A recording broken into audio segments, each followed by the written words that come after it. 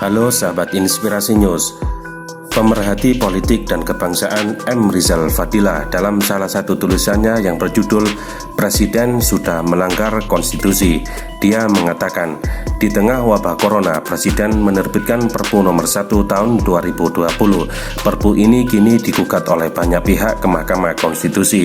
Di antara pasal-pasal kontroversial, maka pasal 27 lah yang dinilai paling bermasalah.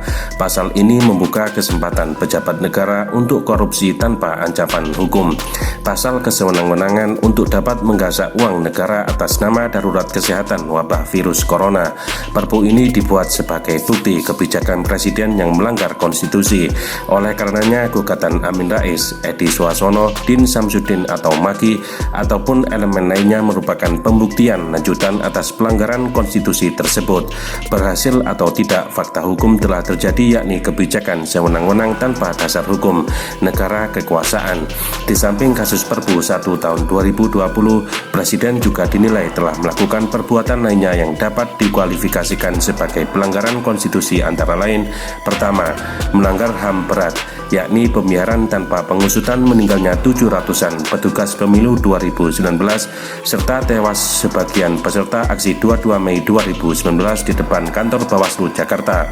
Hak yang semestinya dijaga dan dilindungi sesuai pasal 28 UUD 1945. Kedua, kebijakan ekonomi dan politik yang mengarah pada kapitalisme dan liberalisme yang menyebabkan proses politik menjadi bersifat transaksional. Pembangunan ekonomi yang mengabaikan asas ekonomi kerakyatan dan kekeluargaan sebagaimana dimaksud oleh pasal 33 UUD 1945. Investasi asing justru yang digalakkan. Ketiga, politik luar negeri bebas aktif yang digeserkan pada persahabatan dominan dengan Republik Rakyat Cina, negara komunis dan penjerat hutang. TKA Cina yang membanjiri negeri. Hal ini tentu bertentangan dengan makna pembukaan UUD 1945 alinea pertama dan keempat.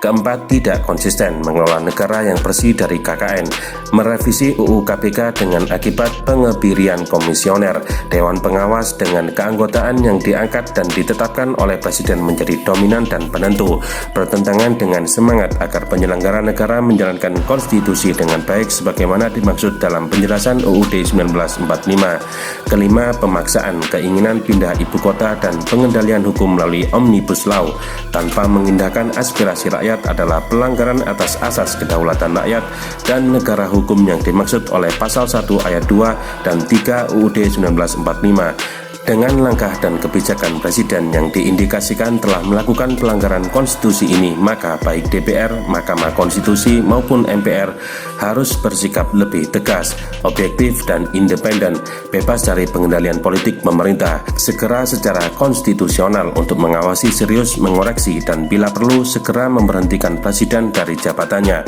Kebaikan berbangsa dan bernegara harus menjadi prioritas dari langkah dan kebijakan politik yang diambil oleh lembaga yang kompeten. Kedaulatan rakyat dan kedaulatan hukum harus secepatnya ditegakkan kembali. Bandung, 20 April 2020, penulis M. Rizal Fadila.